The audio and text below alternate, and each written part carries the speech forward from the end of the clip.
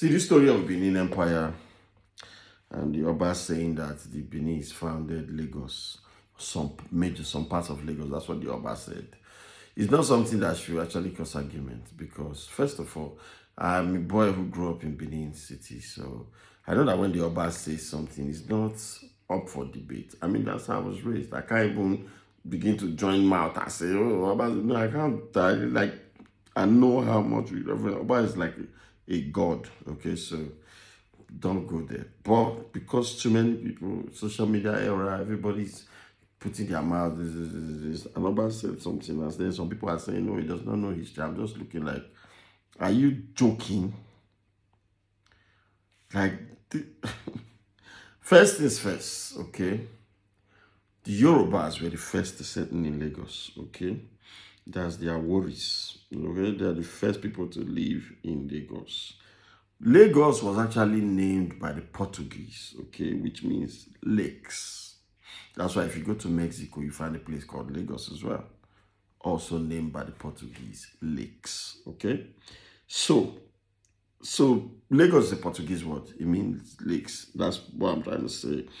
The language of Lagos means lakes in Portuguese. The language of the first Europeans to arrive at the land already inhabited by the Awori, who are a sub-ethnic group of the Yoruba people. All right, so the Yorubas were in Lagos first. Now listen, the area which was under the administration of the Benin Kingdom was initially known as Eko. Do you get it? This is it. When the British came, the Portuguese, for instance, in Benin, they call them Potoki. So when you hear Benin man say Potoki, it's actually referring to the Portuguese, okay? Now, when they came to invade Lagos and do all their razzmatazz and all that stuff, the Benis were already on ground. Okay, so the places that the Benis guided in Lagos mainly is the Etiosa. I think Sean Kuti spoke about this a while ago. Okay, the Etiosa. That's why you hear Etiosa local government. Etiosa is actually a Benin name. It means power of God. That's what it means. So the Benin military, the militia, whatever, who fought the war, stayed there. Okay, and then they own those places. They created some other places. Like if you dig deep, you find out that to a large extent, Ekpe has a sprinkle of Benin descendants in there. Anyways, let me continue. The beginning of Lagos, right? But Lagos is Yoruba land. Let's get that out of the way. But the Benis were in charge of Lagos when the Portuguese came. So that's what the Oba was saying, that the Benis created some of the parts of Lagos today.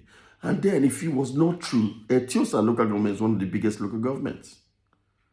Ido that you hear today, Ido is actually, Ado that you hear today is actually Edo. All right, so let's follow me. Lagos was originally inhabited by the Awori subgroup of Yoruba people in the 15th century and Benis in the 16th century. See what I'm saying? The Awori moved to an island now called Ido and then to the larger Lagos island. The ruler, Olofin, divided the island among his 10 sons. One of them, Aromire, planted pepper on the nearby island of Lagos. The palace of the Oba, king of Yoruba, Idunganran, I hope I pronounce this name well, which was later built on this site, is therefore literally translated as Pepper Farm Palace. Okay, now see the influence of the Edos. Listen to this story in Lagos. During a dispute between Olofin and a wealthy woman named Aino, the Oba of Bini tried to mediate in these affairs of Idoland. The Oba sent envoys to comply with Aino's request to investigate the dispute. The men who arrived in a canoe believed the fishing paraphernalia on the shore to be signs of readiness for war from a distance. When they returned to the Oba, they told him of their findings and he sent them back to the battle with military support. Accepting a challenge, Aseru, a war chief who was part of this reinforcement, stayed behind on the island of Ido. After the defeat and capture of Olofin, He went on to war against other neighboring towns and got as far as Isheri, where he eventually died. A certain Asipa then brought his body back to Benin for his deed. The Oba rewarded him by appointing him ruler of Ido Island. Asipa was also given the royal drum Bedu from Benin, which is beaten by the Obas of Lagos to this day. His son Ado became the first king of Lagos, and his lineage continues in the line of the Obas of Lagos till today.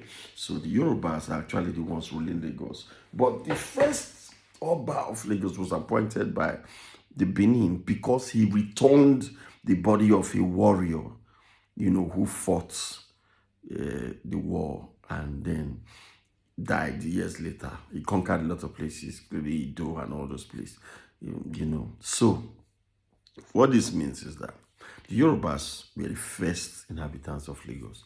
They stayed in Lagos. The story is clear. But in the 16th century, the Benin came when the Portuguese, were invading Nigeria and all those other stuff. The Benin secured some parts of Lagos, especially the island area of Lagos.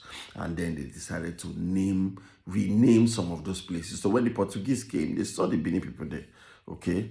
And then they couldn't capture those places, especially Etiosa local government, okay? So look up on this history. It's on the internet. And please, for those who are trying to maybe think that this social media era and then insult the monarchy of Benin, it's not allowed, okay? It's not allowed. Don't be foolish. That's just what I would say to you, because I see some people think saying that content. Hey, this is the urban. Do mention urban mania. Ask questions, all right? But just know your history. Me, I don't know this history. Now I see this up, I go read down. It's not hard. Next time we're talking about the missing plane that went for 37 years and came back, and the people remained the same.